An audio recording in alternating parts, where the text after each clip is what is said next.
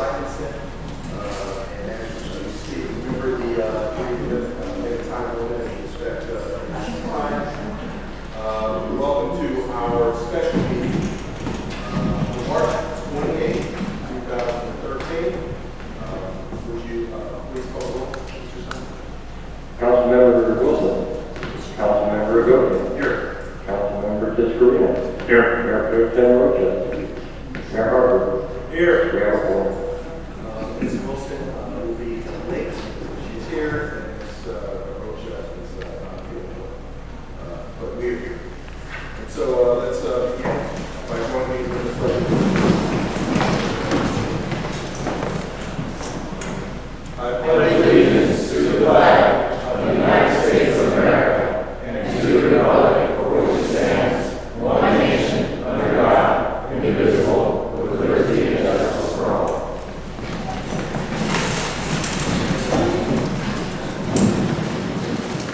Okay, thank you very much. We'll start off with public comments, and you'll also have an opportunity later towards the end of the meeting to have public comments. So at this time, we have one speaker card. It's from Ray Falkenberry. We missed him. The other, we skipped over him in the other meeting, so now this is his opportunity.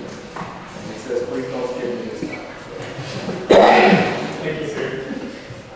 I wrote this out. If you don't mind, I'd read it because I can be concise and keep the 3 minutes really quick. So, thank you. My name is Ray Falkenberry, and I'm not here to request money from the city. But I am wanting you to think about who you might know to help.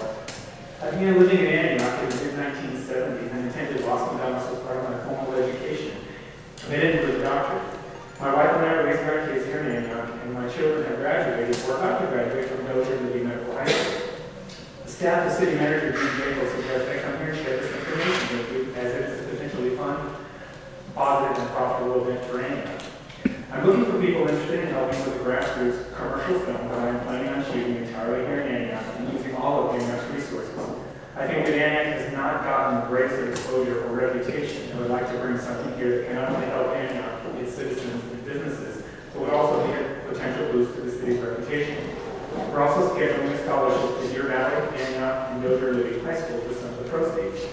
If you're aware of people who have a desire to act or work behind the scenes, I'd like to hear from you.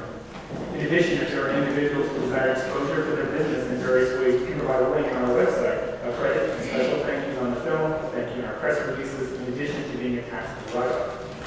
Their contribution can be thanked for donating meals to the crew, water, locations, product placement for any number of great ways.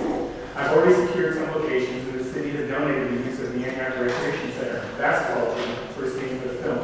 The filming will be done on weekends, and the first scheduled shoot day will be the basketball gym on May 4th. In September of 2012, I was scheduled to sign contracts with 3 companies from Hollywood, and together we would make the film. However, as often happens in this industry, the professionals decided that they wanted to take it over, and boot us out. This project was created to allow us and our city the opportunity to demonstrate that we could make a commercial film and showcase our collective talents. I don't believe this has room if you're wanting to more creative. I believe we can shoot our film for under $10,000. There are enough people here with talent who are looking for a chance to showcase what they can do. They just need an opportunity. This particular film has also a project to stir interest in the same Hollywood circles for a potential series, like the hit series Sons of Anarchy. We do not need to be in LA to shoot a series. I would love to see the series come here to Antioch. The first step is to show that we can pull off a decent film. When they see what we can do for so very little, the interest in the project will come to us. I'm a firm believer that to achieve a high level of success, one has to get involved and help others succeed. Although I would love the city's support in whatever creative ways it can help, I am also asking the question to each one of you, who do you know who might be interested in either becoming a part of the project as an actor or crew person, people who are looking to support and expose their business through various ways, or just as a lover of the arts. I look forward to hearing from you regarding anyone who would want to be a part of this process, or if you have any questions or concerns. Thank you, Mr. Falkenberry. Okay, we only have one speaker card at this time. Is there anyone else who would like to speak? Would there sign in for this? Yes, please fill out the speaker card, but come forward. Is it open? Yes. We'll get a speaker card. I keep three items on this agenda, and I want to appear repeatedly before the city council, as you all know. And the circumstance of this type of meeting, I was wondering, when we deal with the staff report about taxes, there's a section that says hiring a consultant.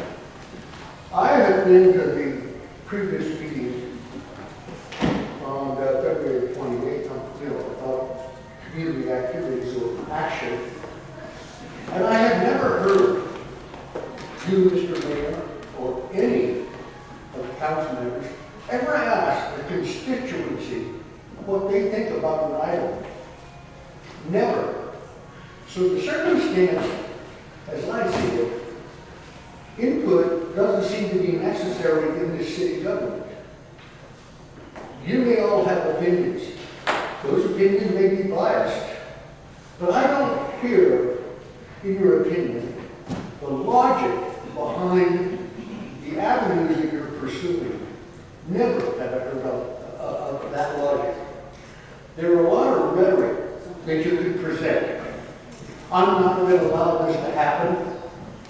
This is what we have to face. And now we start to deal with increasing taxes, imposing that with the assurity that more police officers can prevent crime. Well, if you look at those statistics, they're purely developed by police department and policemen. That's not, in my opinion, the way to go. I presented you, the members of the council, and the chief of police, a document that was out of the city of Richmond. 67 pages of an office that they established, and their whole pursuit was a reduction of crime. You are never, ever going to prevent crime. If someone wants to do it, they're going to do it. And if they're smart, they're going to win. So, as I've said a dozen times, you can put police officers in every one of the businesses. And maybe that would do it, but that's not possible. And what we're looking at, as taxpayers, as your constituents, is increased taxes. Increased taxes. And there are millions of dollars involved in that. It's not just an addition of a half-a-cent sales tax. No, it's more than that. Look at the costs that were projected for the additional officers. We're running into millions of dollars. Millions of dollars. And I have never seen a tax in my lifetime that had a sunset, a sunrise and a sunset. If you want to just take a peek at one, in 1942, as we went into war, Finish your sentence, please. my time is up there. Your time is up. Finish your sentence. Okay. The tax issue in 1942, someone imposed with the federal government a tax on communications. Have you ever seen it disappear? This is an issue. It's ongoing. And that affects. All right, thank you very much. There are no other speak. We will proceed to item number 1, review draft economic development, strategic plan, outline. And that's going to be led by Thank you, Mayor. And thank you, Council. Actually, we're going to work together as a team on this. Team where my community development director will also be speaking on a couple of the items. And then HR director and economic development director, Michelle Fitzer, will wrap us up and conclude. As we look at the economic development strategic plan, we've come up with a few different suggestions, possibilities to the council of what can really be undertaken. And we've divvied it up essentially to where there's a portion that are very short term that we can do pretty much now just with our staffing resources. And then as staffing levels allow, we've got some other ideas. And then as well, the long term, kind of sustained effort in economic development rather than the short term. As we look at kind of the low-hanging fruit, so to speak, for economic development, one thing that we've discussed internally is our media message and how we kind of control our image a bit better than what we've been doing. Some examples of how we can do so are just some constant press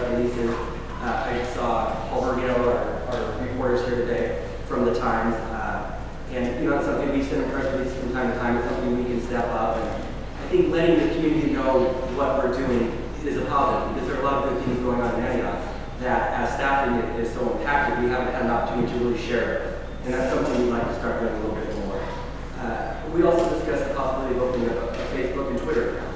It's something that we see more and more cities doing, more and more jurisdictions, and we have to establish a policy around it to make sure it's done the right way from the beginning. But I think that's another opportunity to reach out to people. We've seen the police department has an excellent Facebook page that gets a lot of attention, and we'd like to emulate some of what they're doing. When it comes to managing our message as well, one thing I'd like to point out is Paul did do an article recently, it was March 14th in the Time, about some of the positives that are happening in Antioch. And while we're here today, I'd like to share those. I shared with the Rotary yesterday, and I'd like to do the same thing today. We have several new businesses coming to Antioch, and that's always a positive. But here, these represent something much larger than just a new business or two in Antioch.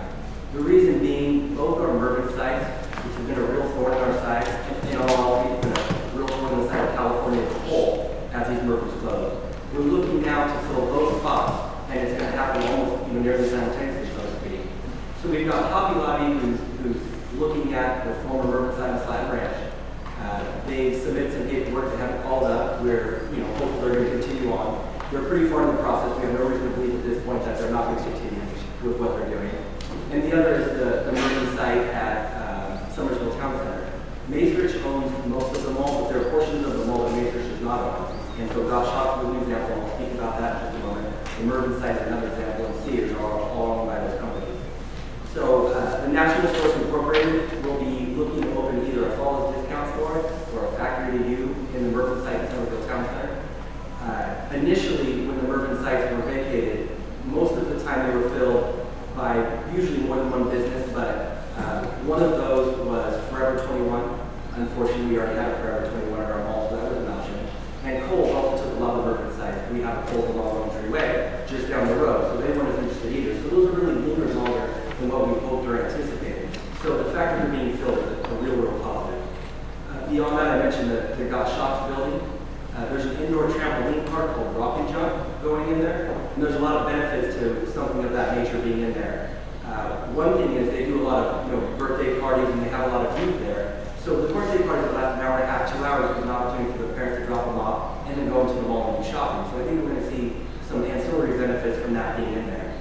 In addition, when you look as a prospective business owner and you see a big empty building, it seems pretty daunting. So the fact that we have Rock and Jump in there now, which has been very successful in San Carlos and Dublin, is going to be real positive because it allows people to see that there's something happening. So it reinvigorates that building, which is very visible along Summersville Road. So that's definitely a positive as well.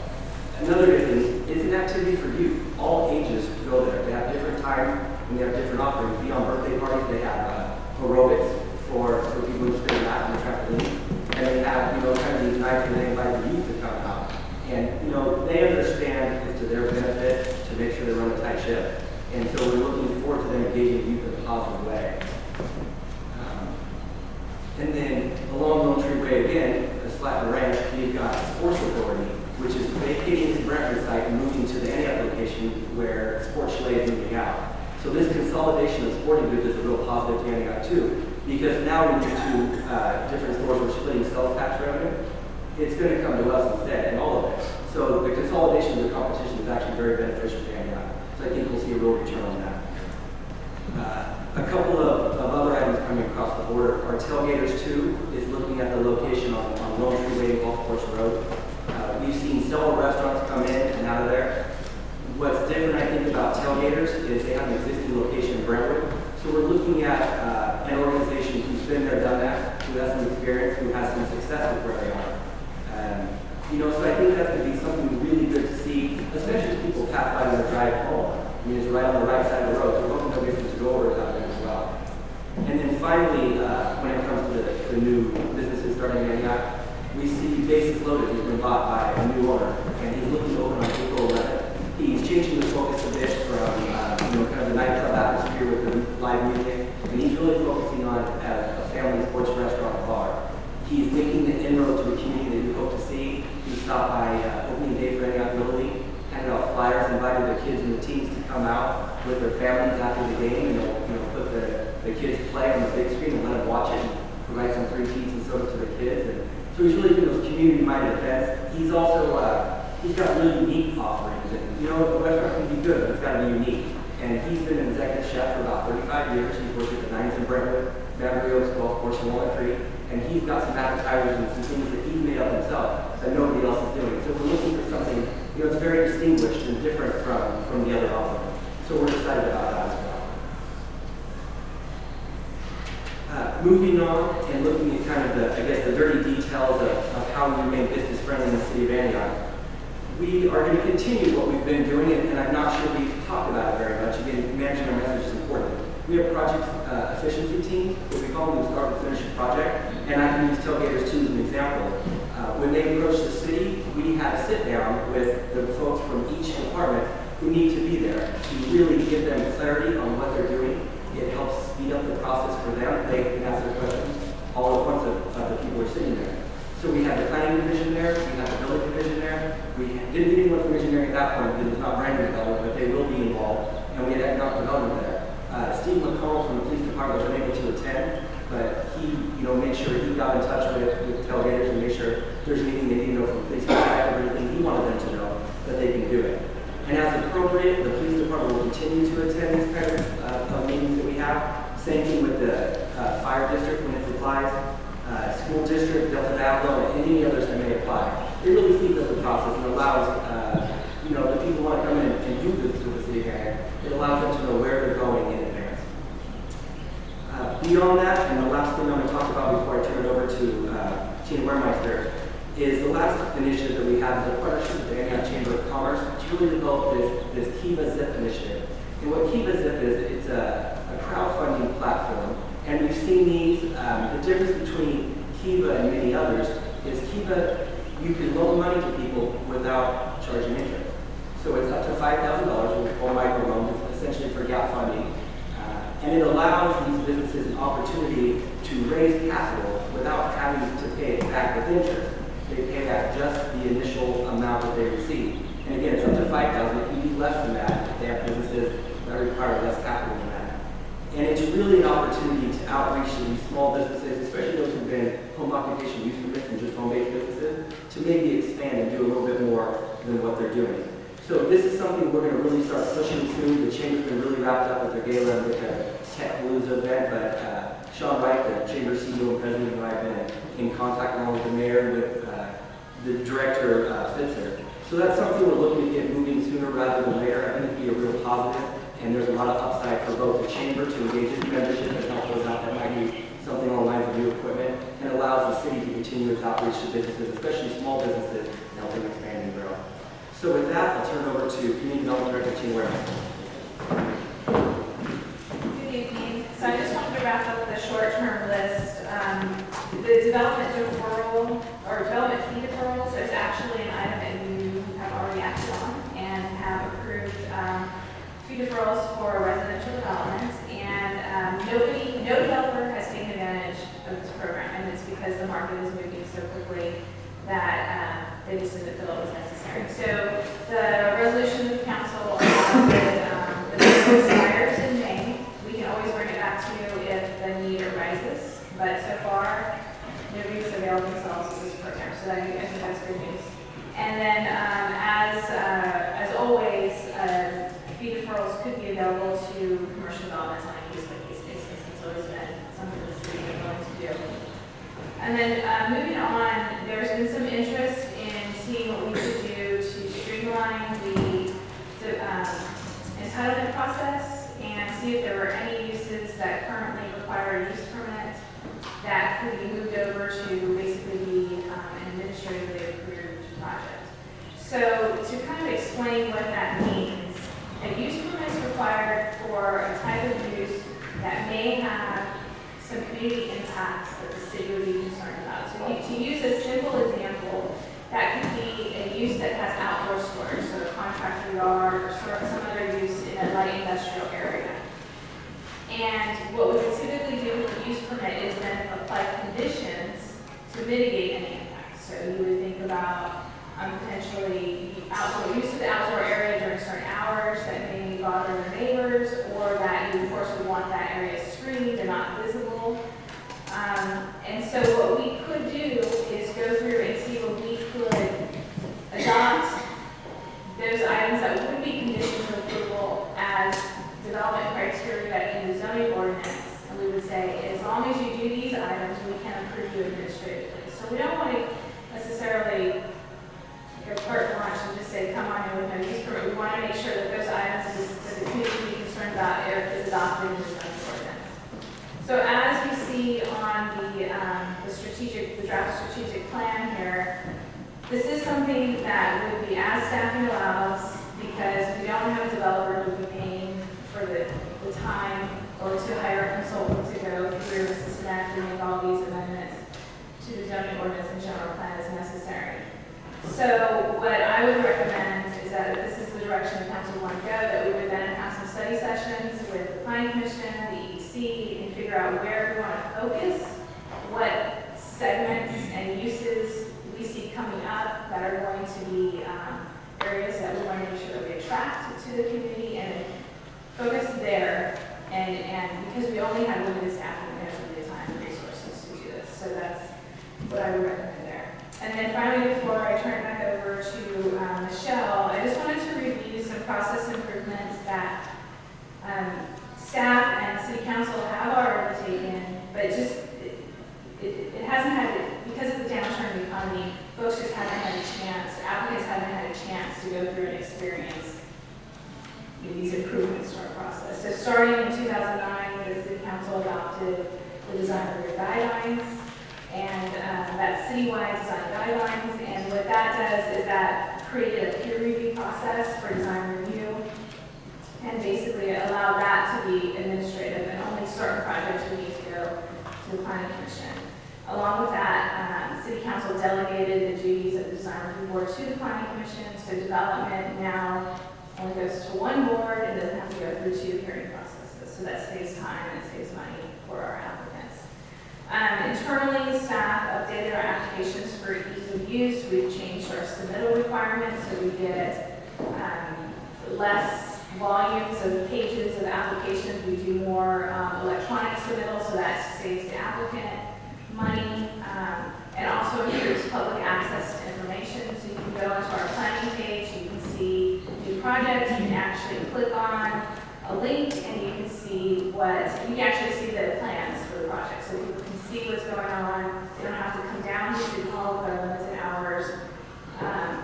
With their busy schedule, they can click on it at 10 o'clock at night and they can see what's going on in their neighborhood. If there's a development application that they received notice of. We also have entered into Is this like running at this time? It's running at this time. So on the planning webpage, there's a project pipeline list, and so it has a list of all projects that are ongoing in development. And it includes old projects and new projects. Some of the older ones don't have the link, but all of our newer projects will have a link. So for example, Canada Express has submitted an application to put in a new site at Mahogany at Summersville.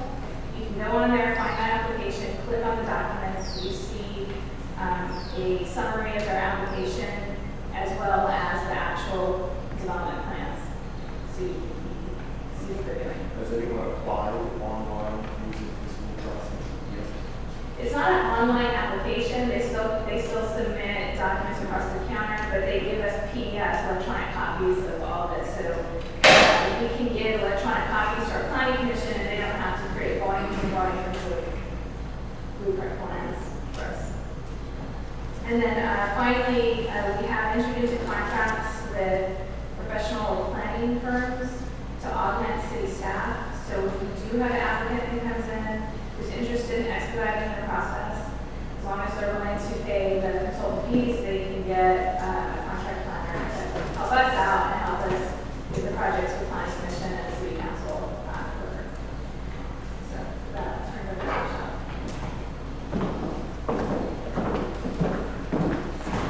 Thank you, Tina. Good evening, Mayor, members of the council. So I do want to just wrap up a little bit on what Tina was saying. We included some of these in our economic development strategic plan outline draft because a lot of times we're hearing from the community or the chamber that there's some concern about us being business friendly and that there's a perception that we're not business friendly.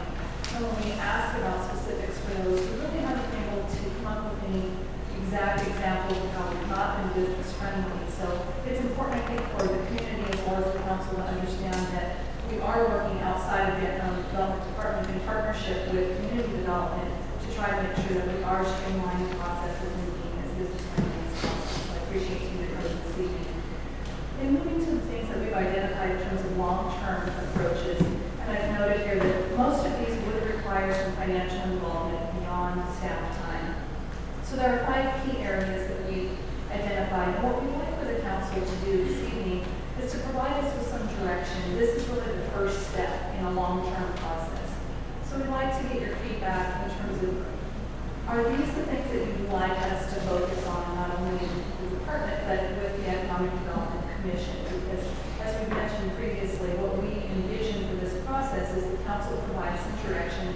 It says, yes, we like this, no, we want you to add this, take this off, want you to move in this direction. And then we'll go back to our EDC, who is very, very excited about this project and looking forward to working on developing some action plans that we would then come back and have recommended to the council for moving forward. And what we would do is we would envision that to be several different potential actions under each of these 5 headings. And then the council can say, given our resources, both staff and financial resources, we'd like you to move forward with items number 1 and 3. If there are 6 items on the list, the other 4 might be counted. The other 4 stay on the list, and then we would just augment them as resources became available. So that's kind of an overview of the process that we were envisioning. So the 5 areas that we've identified, of course, retention of existing business. This is extremely important to us, and one of the things that we'd like to start doing is to do some business outreach kind of mini meetings. I know the chamber has done a walking tour. Brian and I have talked about incorporating some kind of walking tour downtown and outreaching to existing businesses to see how are things going, what's going well, what may not be going so well, where are the areas that the city might be able to help you with your business. In terms of business attraction, we're always looking to get new businesses here. So we'd like to continue to partner with the regional economic development efforts, including the EC Square, the Contra Costa Council, and the Contra Costa Economic Partnership. For those of you who are familiar with the EC Square, you know we hosted the event here September 27th at our beautiful community center. And that's really a regional partnership with the cities here in East Contra Costa, the chambers, and the businesses trying to attract and retain business. We will be regularly attending ICSC events. Brian and I are both going to the annual Recon event in May, and other events that will be able to promote Antioch and East Contra Costa region. We're looking to develop leads and create networking opportunities. So what we're currently working on for the May event is that we're going to have some flash drives that we're going to include information about properties that are available here for lease or for sale, commercial, retail, other business properties. We're also looking to include some information about the potential project with the Delta Valley Sanitation District. So that may give us an advantage in the marketplace. So we'll be going, meeting people there, handing out all of these, and promoting East Contra Costa in particular.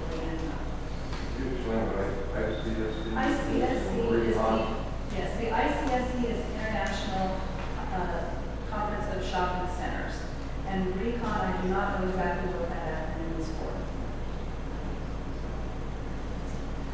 We also think a good strategy for attracting business would be to seek out complementary businesses that serve existing businesses. So we have a lot of medical services here. We've got 2 hospitals here. I think it might be helpful to seek out other businesses to move in that are complementary and supportive to those types of businesses and any of the other big businesses that we have in the area. We'd like to explore the possibility of extending the Pittsburgh Bay Point Enterprise Zone into the appropriate regions of Antioch. There is an opportunity there for us.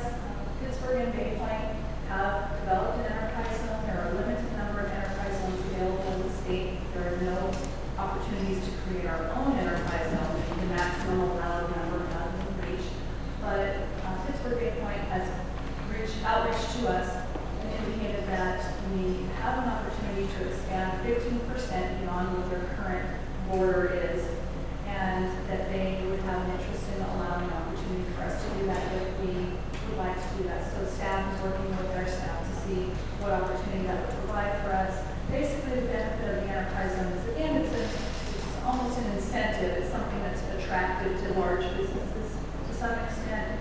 They can get credits for offering jobs to lower income families and workers, and so that's something that is a benefit to them. You can get income tax credits, and you can also get sales tax credit. So that's what we're looking at. In terms of employment, we like to identify areas of opportunity. Outpatient care facilities, as I mentioned, we have a lot of medical facilities here, senior services. Zoning that encourages job centers without prohibiting other uses, as Tina mentioned, the zoning is extremely important. We want to be as inclusive as possible without being too open and having no controls. And we also like to work on some of the workforce development activities. So we really want to make sure that we're creating opportunities. We like to work with the Antioch Unified School District. Of course, we're very interested in the link learning and all the academies that they have there, as well as Austin Arms College and other vocational opportunities here in Antioch. Sales taxes next. Of course, we're always interested in increasing our sales tax base. And we had a Shop Antioch campaign. It's somewhat died off. We would be interested in knowing if that's something that you would like us and the commission to try to work on in terms of bringing that back up and making it a little bit more vibrant. And then something that sometimes people don't often think about when we're trying to think outside the box in terms of economic development. You think sales tax. You don't often think about property tax. And we were thinking that we need to focus on all of the areas that would be beneficial to the city. And so property tax values increasing will attract families, will attract businesses, will attract jobs. And so we want to think about how can we try to develop some programs that would be beneficial from a property tax based perspective as well. Of course, we already know about code enforcement, and we're monitoring real estate trends. In terms of other possibilities, these are just other ideas that Brian and I had, and I'm just looking for in general are these areas that you like. So we had the marketing assistance program, putting your business on the map, which is a joint advertising subsidy where several businesses within a certain area can come together. Sometimes small businesses in particular have difficulty with advertising expenses. It's too costly. You know, your businesses say, small businesses, well, I can't afford to advertise. Well, they really can't afford not to advertise. So the question becomes, is there an economy of scale if we get several of the businesses to come together and do one advertisement? If we had some funding available through the city, we'd be able to subsidize that as part of our economic development activity. A citywide facade improvement program, a Rivertown revitalization effort. We also heard of a program. This would be basically in the development stage at this point. We need to do some additional research, but we'd like to check into the possibility of new and existing businesses being aware of potential utility savings programs that may be available to them. And then we've all heard about the loss of redevelopment. We've been talking about that for well over a year now. That's been very devastating to all the cities in all the cities in the state, particularly Contra Costa County, that had successful redevelopment agencies. So like all of our neighbors, we struggled with the loss of the redevelopment funding and the impacts to our economic development activities.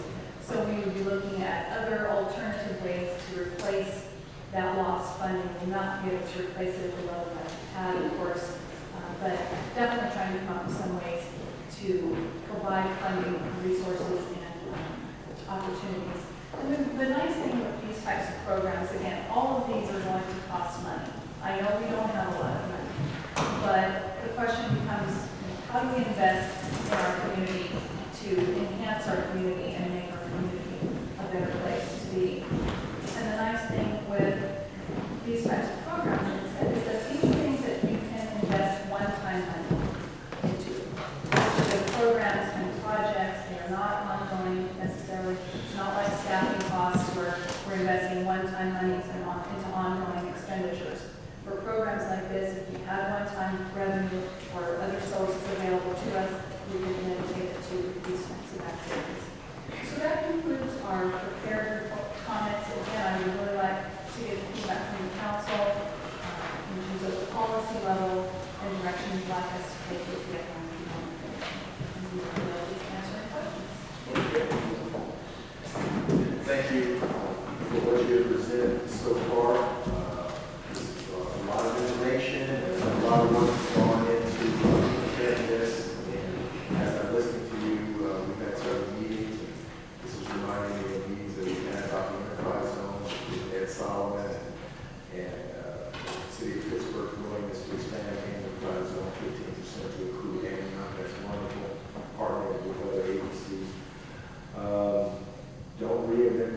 some of these cases. The business retention programs, there are several of those cities that are doing this and are successful. My former city, Tracy, they have a program like that. So I would encourage you to, however you will, some of these cases, and it will be cost effective just to partner with some of our other friends. You can sometimes hold over the heel on this deal. The willingness of Delta Piano Sanitation to partner with us and also give more land for economic opportunities, surrounding our most valuable resources on the water. Continue to pursue those type of things, look for grant funding. Workforce development activities. I know the county is having a workforce development meeting here in Antioch. This time it's scheduled for, I believe it's April 25th at Dallas Ranch Middle School. That's a change, but that's where it is at this time. And they want to hear from you. What type of job trainings do we need in this community? I mentioned to them job for youth is one thing, keeping our young people busy. Do we have some internships for our youth? Can we consider that type of thing? So I would encourage getting with the county, partnering with the county, because they have a workforce development program that's going on right now. They were funded for that program. As far as Shop Antioch, one of the ideas that we discussed in the past, we've had so many meetings about Antioch development. As far as market, I don't know if it's cost effective or not, but let's look into revitalizing our downtown and putting some farmers markets out there maybe on the weekends, bring the people down there, encouraging some of the businesses to open on the weekends. Business retention, I don't know what's going on with Humphreys at this time, but that's a business that we need to keep here in Antioch. Do what we can to assist them as much as we can survive and thrive. So those are some of my initial comments, and I'll open it up to the rest of the council. But I would say, we look at that low-hanging fruit first. Those items that don't cost a whole lot. Be sure not to reinvent the wheel. Talk to our local partners in other cities and see some of the things that they're doing and we can incorporate into what we're doing. So those are some questions. I'll open it up to council. Yes, I can go first. Mr. Mayor. Thank you very much for your presentation as well. They were wonderful, very proactive. So saying that, we know exactly what we want to get accomplished in Antioch, because how are we going to do it? And that's a challenge that's going to face not only our council, it's going to face staff as well. One of the things that I'd like to see while we're in the process of trying to get some of this stuff done is the promotional part. I'm very pleased that we want to advertise the good things that we do in Antioch. I do read the newspaper, and Paul from Antioch Times does do a good job of promoting some of our activities. But I think it's behooves us to do that from our own perspective. So utilizing our website, adding on to Facebook. A lot of our folks use Facebook. I love to promote. I did that today, as a matter of fact. I shared this Keep Antioch Digital event. So I was able to do that, and we should be able to do that through our own City of Antioch Facebook page. Promote businesses that are coming. Promote activities here that are for our children and for our recreation. A lot of wonderful things that are happening in Antioch. A lot of people don't know about and are frustrated, so they come out here and ask a question.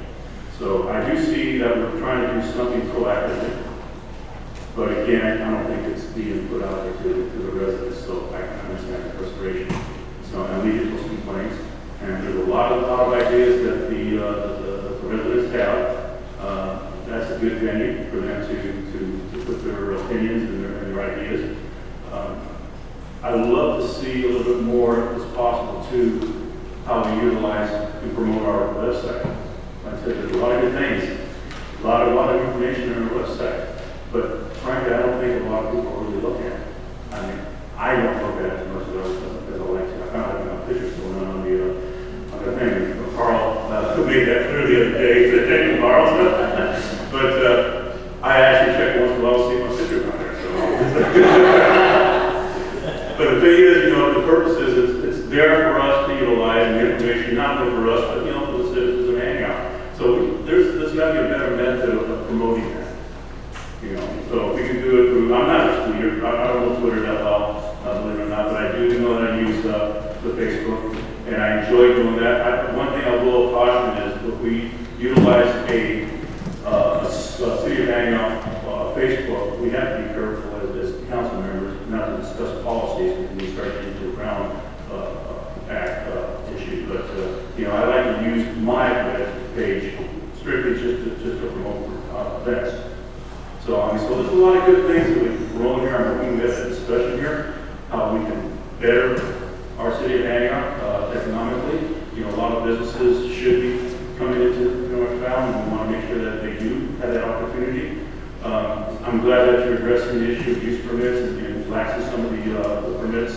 I don't know if we've had a lot of applicants that want to come into a certain area, but it's not feasible because of the use permit issue. I mean, so we can look at that, particularly if it's not detrimental to our children or safety. There's a lot of businesses that may want to come in here and you know, and prosper. So we want to address those. We don't want to just say go to every business if it's possible. We want to be able to give everybody an opportunity to speak, and it's the right place to be. A little more comments for right now. And I'll open up to the other councilors. Just for clarity, I know you took your time to get all this, and we all have an opportunity to provide some input. As far as the short-term ideas, I would say yes. Here's the Facebook and Twitter ideas, but you have to be able to manage that and not allow people to post things that does not represent the city. So I would say yes to the short-term ideas. I know the chamber's been tied up and not really able to launch the KEEPA program. And we talked about the city taking on a couple of those, facilitating a couple of those loans. So I would say yes, let's go forward.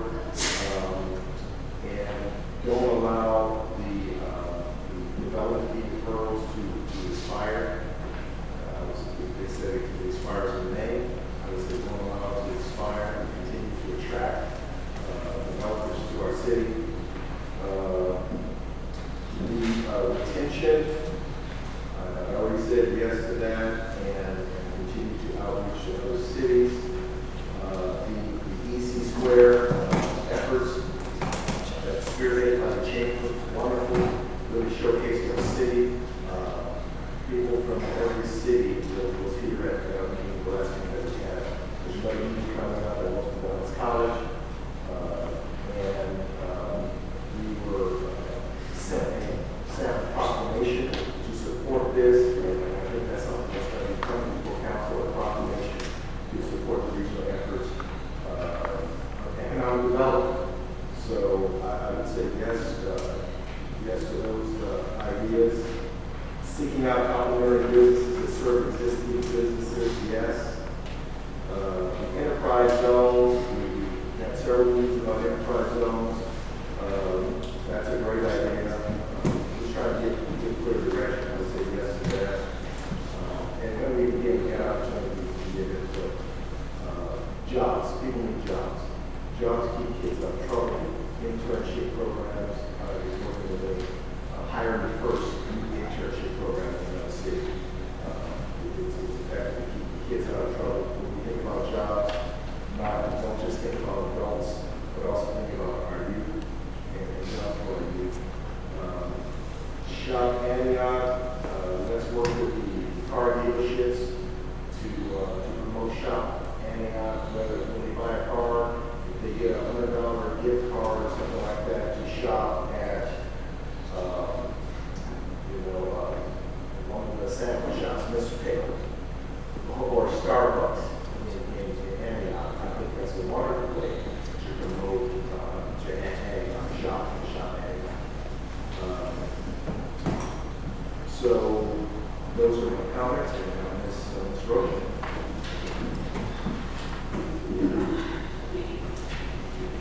Well, I think it's exciting because I know we're moving in different directions, go down a lot. And I think we've hit the bottom and now it's time to start planning. But in the planning, we're going to do a short term. We're also knowing the annexation is going to be coming. Both Mr. Logan and myself have been on that subcommittee, which is very positive. I think in the planning, we also have to start looking strategically in the long plan. I mean, what can we do with Wilbur? How are we going to turn that around so we can have regular businesses? And also that ties in with the joint efforts of the other chambers and the other cities, because it's jobs for all of us, not just particularly us. And while we're doing that, maybe the deep water port, we talked about it, even Pittsburgh's talked about it, but I think we have an opportunity here to really put that in place as we're looking at that lower section. San Pablo did something that I'm just going to throw it out, and I know people might scare them and might say, we don't really know, is that they put a third of their tax into employment so that it said the money would go for people that wanted to be employed in locally. Just a thought. It can be all tied in together. The actually interesting thing about the shopping center, I still call it the county's shopping center, although it's Somersville town, is that the fellas going in there at Mervyn's is going to be interesting. They're already marketing. They've been marketing for the Latino community for quite a while, over a year now.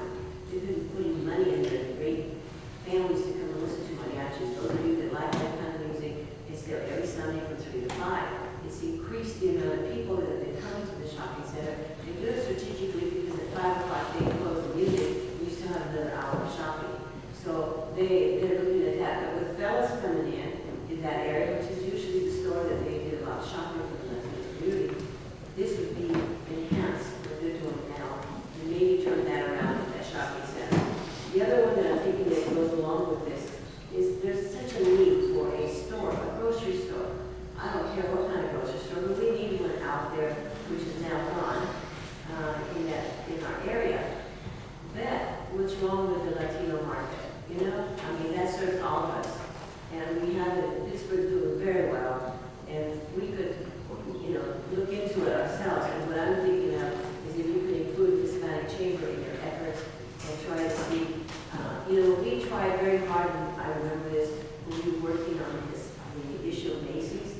Everybody wanted a Macy's. Well, Macy's wouldn't come unless there were enough people. And then we couldn't get enough people unless we did the development, which was the housing. But we did both, and it's also, kind of gets you in trouble as well. But in the long run, we did get Macy's. Everybody was happy about that. And I'm saying that perhaps the numbers that we have in this community would put the opportunity for a grocery store in that area because of the numbers that surround it. So those are the two that I'm thinking of. And workforce, we need to be, I agree with you, Mayor, that they're coming into town to do a meeting, and at this point we're not sure where, but it's important that we all attend, it's important that we get support, because there's enough of money. I mean, that's where the money's coming from, and we certainly want it for our youth as well as for employees. So those are the two that I'm thinking of that came up from this, and I thank you for all that you're doing presently. I know it's a lot of hard work within the state, and I look forward that we have this joint effort, East County, with all the chambers in the city.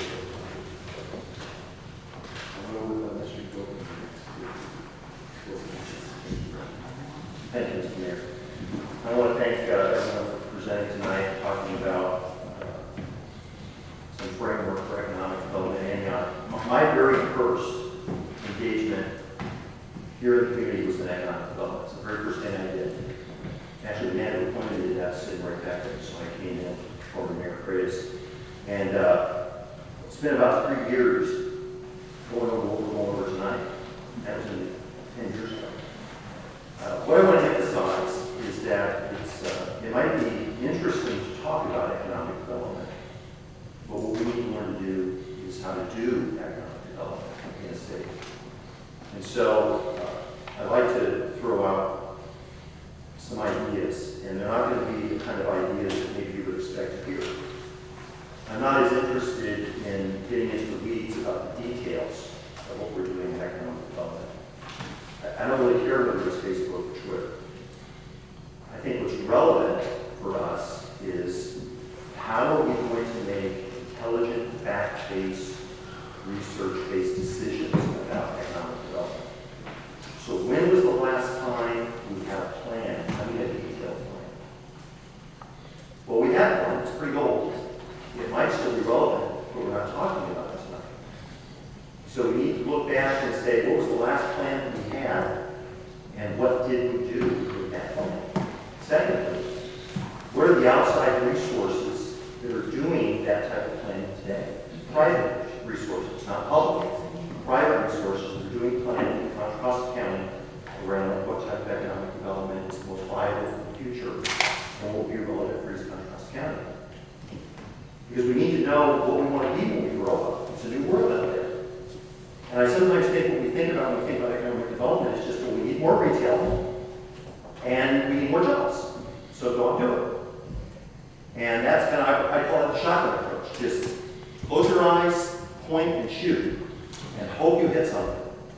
But what we're not doing is we're not saying, what are the industries that fit our area and how do we reach out to them? That's not what we're talking about. So, and we should be. And it's not a long-range plan, it is the plan. So what I'm going to present tonight is what we should be thinking about is what is, how are we going to do research, get the research that's been done, bring it to this council, bring it first to the Economic Development Commission, bring it to this council, Planning Commission is all possible. In fact, there might be a lot of different venues to kind of filter that through and get input on. But let's find out what the facts are and say, this is what we're proposing in terms of our future for certain areas. And by the way, we can be area focused, we can also be industry focused. So for example, especially in campaigns, we hear this a lot. What are you, candidate, going to do about Rivertown, downtown Rivertown? What are you going to do about that? Comes up every election cycle. Been coming up for decades.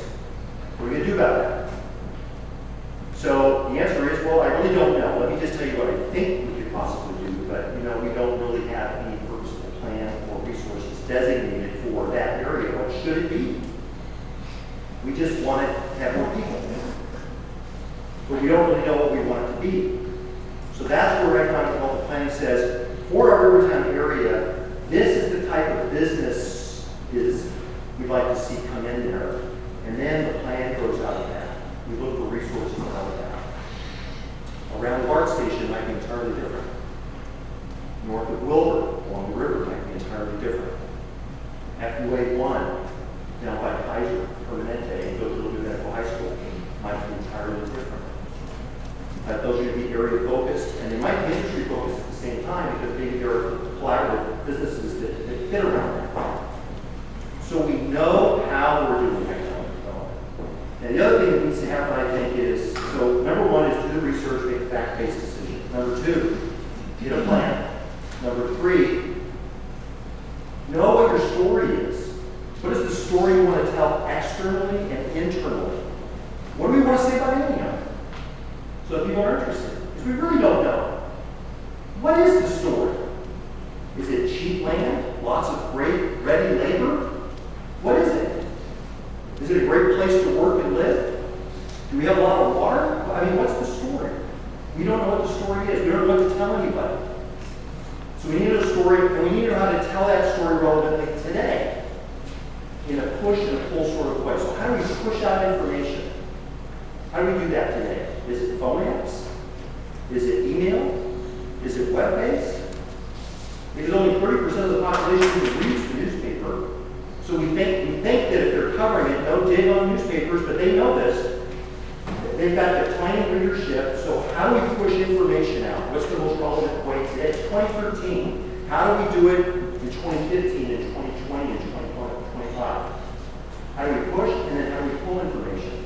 So if we want to know what people think about our planning department, how are we asking them? What's the feedback tool? Do we send out surveys? Maybe we don't want to know. But you know, it's painful, but we have to find out. So we have to push information, we have to pull information, we have to communicate. And then last, we need to do those focused actions, whatever they are. And it doesn't doesn't have to be an economic development director doing that. It could be an outside entity that we hire. I don't know. What's the best way? You tell me. What are the best ways to do it? And above all, do it. And if we are doing it, let people know what we're doing. Here we are tonight trying to set the stage about some things that we've done. So the question I would ask is, how does the public know that we're doing that? How do they know that we started something here?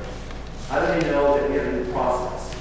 How do they know that we have an easier way of doing it, a more efficient way of doing it, a cheaper way of doing it? How do they know we're more business friendly? So we need to put that out in front of people on an ongoing, regular basis, I think, so that there is an impression both internally, and when I mean internally, I mean within Antioch, local business, and externally, so that we know what stories we can put out there. So when commercial brokers are talking to potential entities about buying properties and bringing in business, they're telling our story because they know what it is. But if they don't know what our story is, they're not going to tell it. So there's really no advantage. That's what I'm trying to say. There's no advantage to coming in now. There's no advantage to explore Antioch. It's just another city. How can we be different? And an economic development commission, I think, has a big role to play in that. To think about that, to come back with big picture proposals and some little picture proposals at the same time. So yeah, I agree. I'm going to say, yeah, I agree with a lot of this. I agree with what's on here. But what I would like to see happen from my perspective is let's just build the architecture of doing fact-based research, getting a plan. How do we tell the story? How do we communicate, push and pull internally, externally? And then how do we do those focused actions as we're going forward? And this should be a topic for us on a quarterly basis in a council meeting. And I think the best way to do it, I'm glad we're here tonight, but the best way to do it is a work study session on a regular council meeting night. Where we take an hour before the meeting and we talk about this, or we carve it out so that we're spending time just on this topic. In a regular council meeting, where everyone with the rhythm of being in council meetings, we have it twice a month. In that rhythm, people know this council is going to be talking about this topic on a regular quarterly basis. Just make it something that we do as a council on a regular basis, not just at a special meeting or not just, once a year. So those are my comments, Mr. Mayor. Thank you. Thank you. You asked a lot of questions. And hopefully staff understood some of the direction which you want to go. I will say this, Antioch is known for our water. We have water rights that go back to the 1800s. And we are protecting our water rights. We're doing everything that we can to protect our water rights. And we all know that as council. We've had the meetings and talked. When Ms. Fitzer talked about a partnership with Delta Sanitation, partnership with them, that is talking about water. That's talking about what businesses can benefit from it. And water. We identified about 25 businesses that can benefit from it. And this is in the infancy stage. This is some of the things we're looking into. But she did mention partnership with Delta Sanitation, what grants are available to assist us with those kind of things. So those things are going on. We did talk about a quarterly economic development meeting of some kind. How that looks, we can discuss it. We can discuss it in the future. Ms. Wilson. Sorry, I was late, but I'm looking over this plan and it looks good. I'm really interested in long-term planning. Where do we see ourselves 15 years down the road? What is our plan? Like Councilmember Agopian said, who are we and what are we trying to project? Really taking a look at that. What are the strengths and the weaknesses in the city, both land and our population? Within our population, what type of industries do our constituency, what type of industries do they work in, and what type of opportunities do they be doing that? Yes, it's great that I see workforce development on here. We really want jobs for our youth. We do want jobs for everybody here. We also need to look into long-term opportunities of how do we have our population stay here, work here, go to school here, and entertain here, and not go, oh, I'm going to go to dinner, let me go to conference. Or I'm going to go, you want to go to see the theater, let's go to San Francisco. Look at long-term plans of not only our current population, but populations that are coming in, and population that we want to attract. Let's see. Yeah, I really want to see a strategic plan of, again, the long-term 15, 10, and 5, but really starting at the 15 point. It's like taking a trip. You know your destination. You start with that, then you figure out how I'm going to get there. So really kind of look at long-term and work our way back. Yeah, I mean, the Facebook things and the webpage and everything, I mean, it's good. That's something as we work, we'll get to that, but I really think we should focus more on the long-term plans and how we're going to brand ourselves and how do we want that side of it.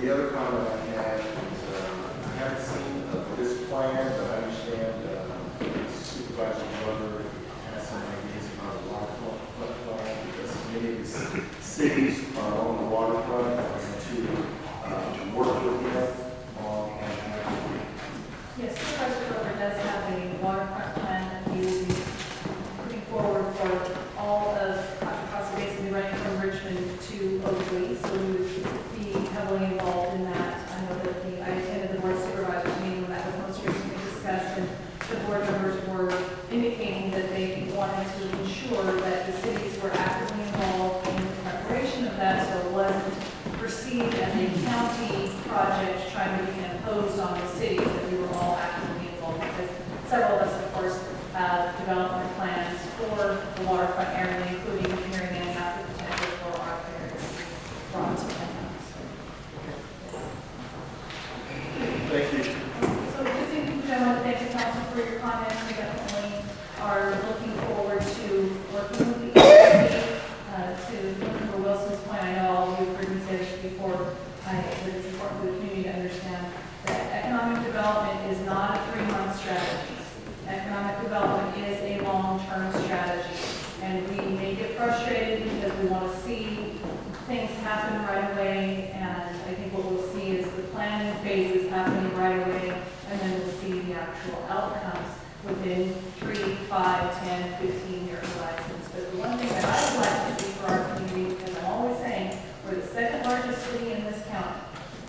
And I don't know that everybody knows that we're the second largest city in this county. And when businesses are looking to locate in Contra Costa, they should be looking to locate in Antioch. So on that note, I will bid you adieu. Thank you. Okay, we have a couple of public comments on item number 1, so I will take them at this time. Mr. Donald Freitas, and then Ms. Nancy Hernandez. Welcome, Mr. Freitas. Mr. Mayor, members of the City Council, I guess I'm one of those that's frustrated.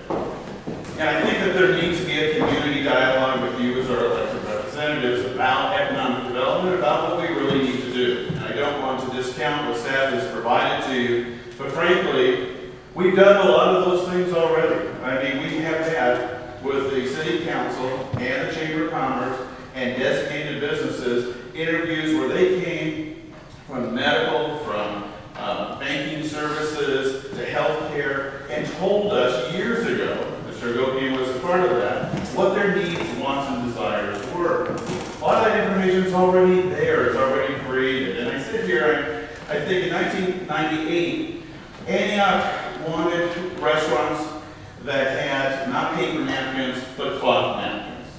They did not want to go over the hill and shop in Concord or Walnut Creek. They wanted to create retail experiences here. The City Council then created a vision, and we took every opportunity to immediately try and everything that we did to accomplish that, and we did. We have Slatton Ranch, we have Lone Tree Plaza, and others. I mean, in those 10 years, it was extraordinary. And when I created the Economic Development Commission in January 2000, I said it's your job to bring us into the 21st century. And while social media is great, they're not necessarily the target. We need face-to-face. I told the previous Economic Development Director, I would love to have Nordstrom's Rack in this town. If you need to go to Seattle and sit down with Mark Nordstrom and make a presentation, do it. Sitting at City Hall waiting for somebody knocking on the door has failed this community in the last 5 or 6 years. It's your job to be bold. It's your job to be focused. It's your job to take risks, but you have to create the vision. And we have incredible opportunities. Highway 4, the expansion, and EBAR give us incredible opportunities. And I know that infrastructure doesn't sound very sexy, but you have to create the infrastructure before any business is going to come or expand in this community. L Street, we should be doing everything we can, because we know there's going to be a major interchange, to have 4 lanes go from Highway 4 down to Rivertown. We should change that name from L Street to Marina Vista or something, so people that are coming through our community know that we even have a downtown. And when we talk about infrastructure for the first 5 to 6 years, the city invested about $25 million in downtown. New water, new sewer, cable capability. We did those kinds of things so we could attract business. And what I'm suggesting to you, this structure doesn't work very well at a dialogue, but what I'm suggesting to you is you have the power and you have the opportunity now. Don't wait. You know, maybe ask staff for some of the historical information. We know what we want. And while some of these retail businesses are great in their jobs, that's not what we really want. We want permanent, well-paying jobs with benefits so that families can live, work, and play in this community. Get on with it. What are our opportunities? How do we go to the commercial brokers? How do we go to the businesses? And sending out press releases, okay, fine. Social networking, okay, fine, but that's not who we need to engage in this community. So I'm suggesting, you know, that you have a series of meetings like this, and we have really a dialogue. We've done collaborative efforts before, where there is a discussion that occurs. When people come and say, have you thought about this? That's not happening. It's not happening, and it needs to happen. Otherwise, we're just going to continue in mediocrity, and we're going to continue to have no identity. We need to market this community well, and it's not happening. It hasn't been happening. I know we can talk about resource reduction, but that should not be an excuse for failure. So let's get on with moving this city and this community forward. We have outstanding staff. We have a city council. We have a community. We're all there. Let's make it happen now. Thank you, Chris. Ms. Finance?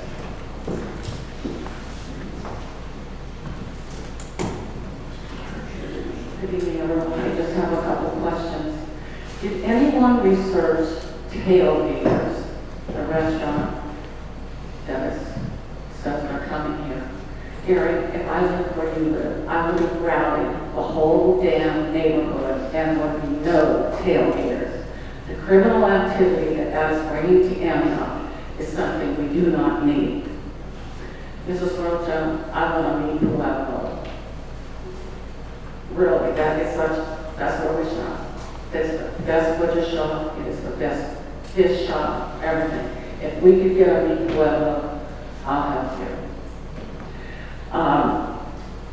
You guys all keep talking about retail. Retail is not going to get us out of this quagmire. It is not enough. We need, as Mr. Gobian said, we need much more. Serious paying jobs, much, much more than retail. I was told earlier tonight to have faith. This city is physically crumbling around us. Retaining walls are falling over. By Williamson Ranch on Lone Tree, those pink walls are all falling out this way. On James Donlin, there are walls that we're also responsible for that are falling. We have parks that have no water because they haven't been fixed. And for 4 months, this council, I have watched carefully, and you have done nothing. Thank you. Okay, item number 2, November 2013 revenue measures, sales tax